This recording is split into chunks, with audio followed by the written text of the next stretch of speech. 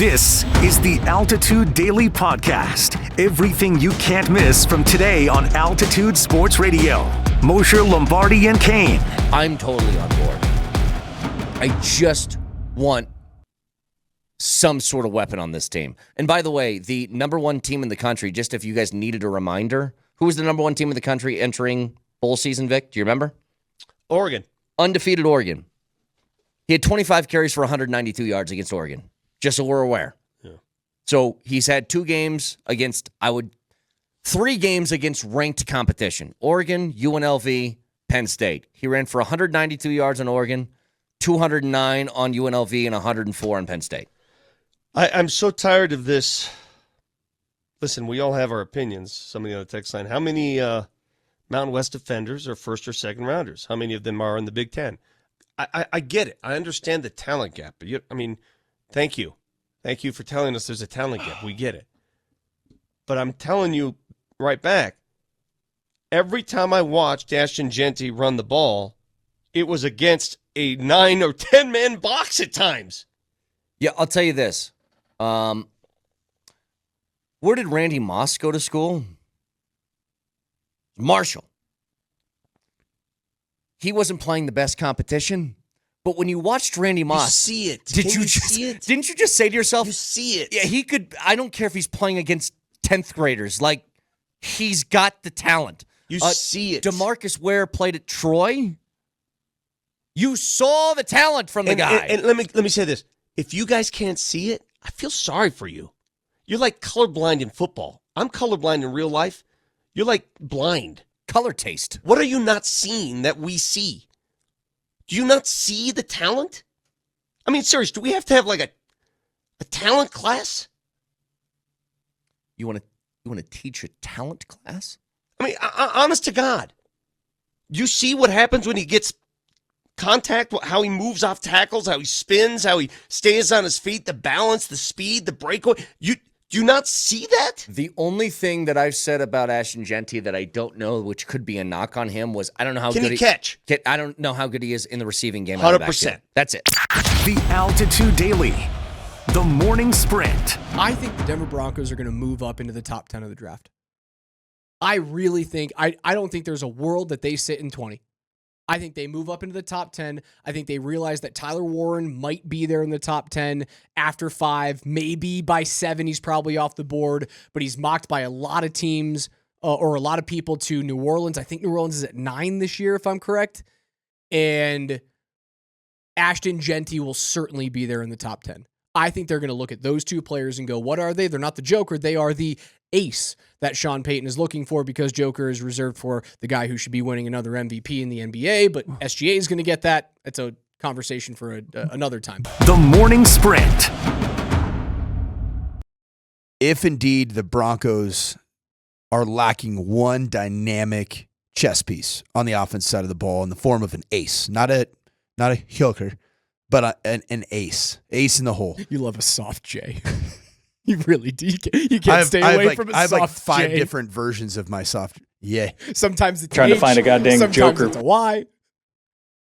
Would you be more fired up, Raj, if that player was Ashton Jeanty or if that player was Tyler Warren? I think the better player is Tyler Warren.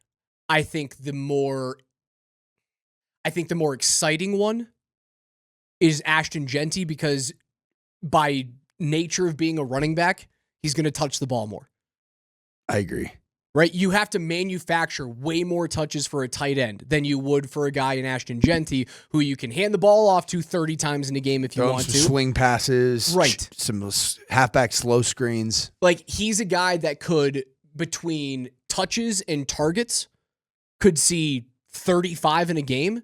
Tyler Warren's never going to see that, ever. Tight ends aren't going to have that type of number. Here's what I see. I see Tyler Warren as the better pick for the next decade of Denver Broncos football. I see Ashton Jeanty as the better pick for the next 2 to 3 years of Denver Broncos football, because he will immediately impact your football team. What's more important then? I think always in the game of football nowadays, you coach for the next year.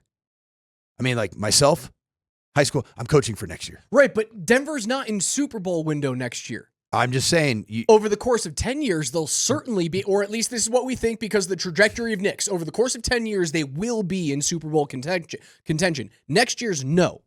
2 I don't know, years, man. It's likely no. The Altitude Daily. Columbus, Hastings, and DMAC. Well, and he stopped Oklahoma City. I think they had 7 in a row also. When you look at your team, and DMAC said this a while ago, he thinks you guys might be the toughest team in the NBA mentally, because toughness is not just a guy that can go up and lift a bunch of weights and punch you.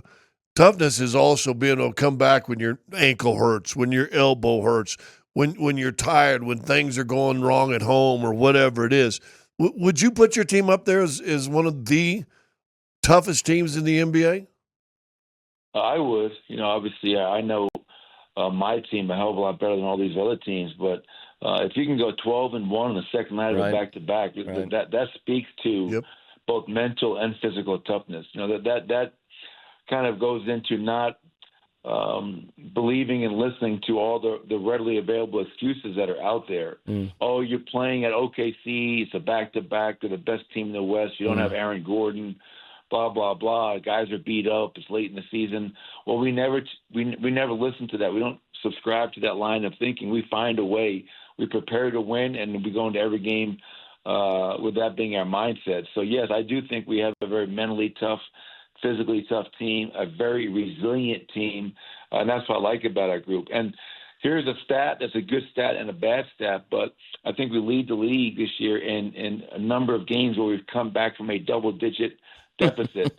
Now, you don't like being down double digits, but the fact that our guys continue to, not just from one game to the next, but also within a game from one quarter to the next, that we find a way to be resilient and we continue to stay the course and believe in each other. And I think that can be really powerful as you approach the final 17 games of a season. Coach, we were talking about it before the game yesterday, and I probably shouldn't admit this to you, but it did feel like, probably makes sense to rest Jokic. This feels like half the team's banged up, but we don't know how this one's going to go. And I know you talked about this after the game, that you did have a conversation with Jokic about whether he was going to play in the game or not. He said, no, I'm playing. He didn't take he wasn't going to hear anything else. But my question for you, where do you draw the line? As a coach, where do you draw the line? You're like, I know you want to play, but I need you to take the night off. Well, it's an easy question. You draw the line when our training staff says he can't play.